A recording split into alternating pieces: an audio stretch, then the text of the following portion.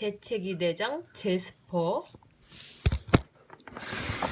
점심시간이었어요.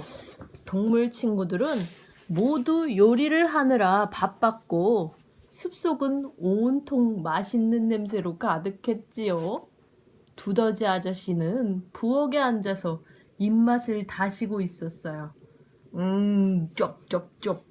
까맣게 탄 토스트다. 얼마나 맛있을까?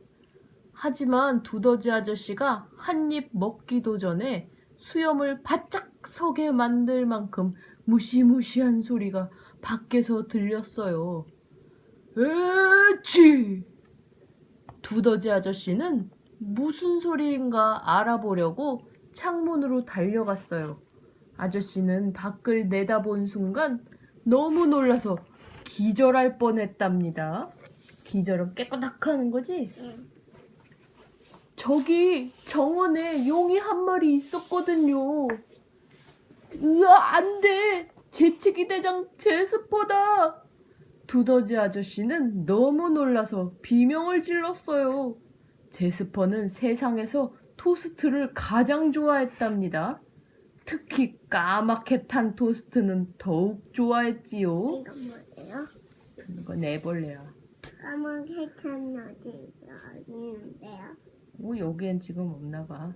재채기 대장 제스퍼가 가느다란 목소리로 속삭였어요. 저 그 냄새 토스트 맞죠? 까맣게 탄 토스트지요?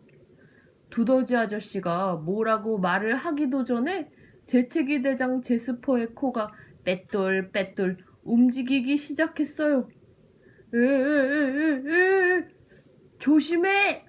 두더지 아저씨가 소리쳤어요. 하지만 어쩔 수 없었답니다. 아치!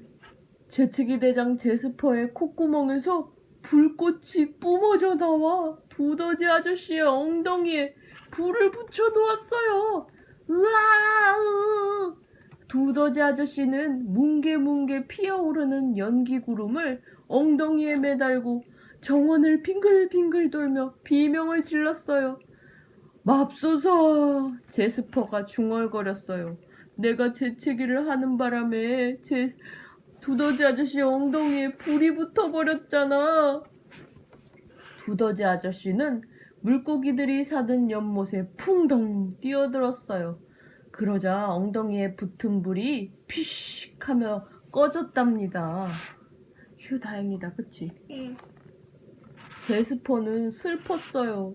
재채기를 할 때마다 콧구멍에서 불꽃이 나와 옆에 있는 것에 불을 붙였거든요.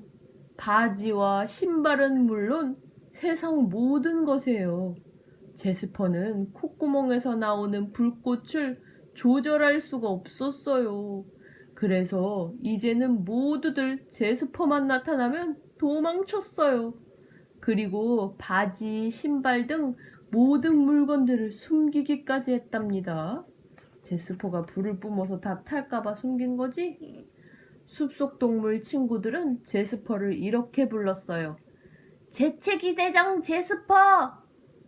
다음날 동물 친구들은 회의를 열었어요.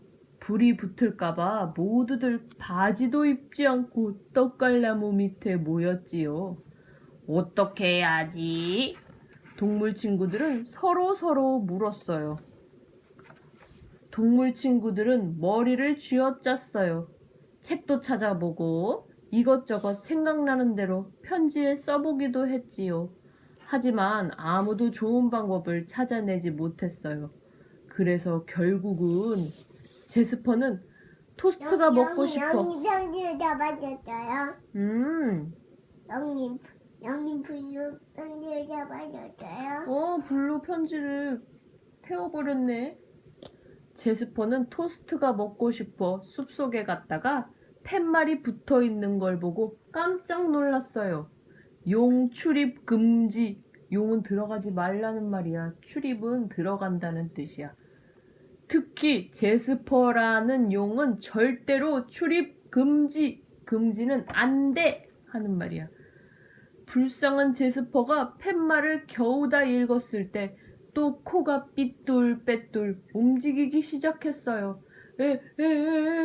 에치! 제스퍼의 콧구멍에서 또 불꽃이 뿜어져 나와 팻말에 그만 불을 붙이고 말았어요. 이런 어쩌지? 제스퍼가 작은 소리로 중얼거렸어요. 동물 친구들은 제스퍼가 싫어서 그런 것은 아니었어요. 싫어하기는커녕 모두들 제스퍼를 사랑했답니다. 하지만 매일 신발과 바지가 불에 탄다면 제스퍼는 자기가 이제 외톨이가 되었다는 사실을 깨달았어요. 매일 밤 동물 친구들은 잠을 이루지 못했어요.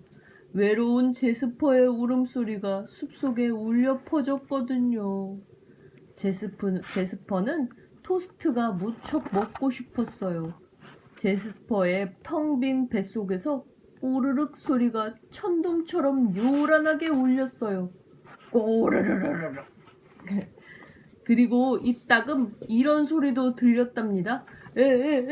에치! 에치 하면 뭐가 나와? 입에서? 불. 맞아. 불꽃. 동물 친구들은 잠을 잘 수가 없었어요. 모두들 제스퍼가 보고 싶었죠.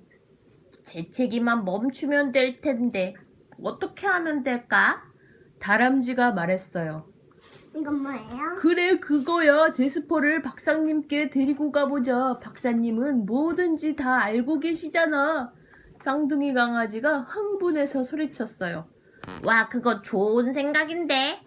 모두들 찬성했어요. 다음날 동물 친구들은 제스퍼를 데리고 박사님에게 갔어요. 박사님 어디 있어? 박사님은 굉장히 지혜로운 올빼미였어요. 올빼미 박사님은 하루 종일 커다란 책을 보고 숫자를 계산하며 지냈답니다. 어디 좀 볼까? 올빼미 박사님이 말했어요. 올빼미 박사님은 먼저 제스퍼를 코끝에서 꼬리 끝까지 재어보았어요. 크기를 잰 거지? 이런 너무 짧군. 그리고 돋보기를 들고 제스퍼를 자세히 관찰했답니다. 이런 이것도 이상하군. 이번에는 제스퍼를 꼬집었어요. 이런 그리고 또 찔러보았어요. 이런 그러더니 이번엔 제스퍼를 간지렸어요. 간지럽힌 거지? 에치! 어떡해. 제스퍼의 콧구멍에서 불꽃이 뿜어져 나와 올빼미 박사님의 모자에 불을 붙이고 말았답니다. 그래서 연기가 풀풀 나잖아. 그치? 이런 불이야! 올빼미 박사님이 소리쳤어요. 죄송해요. 제스퍼가 작은 목소리로 말했어요. 이거 어디 있는데요? 제스퍼 어딘가 있을 거야.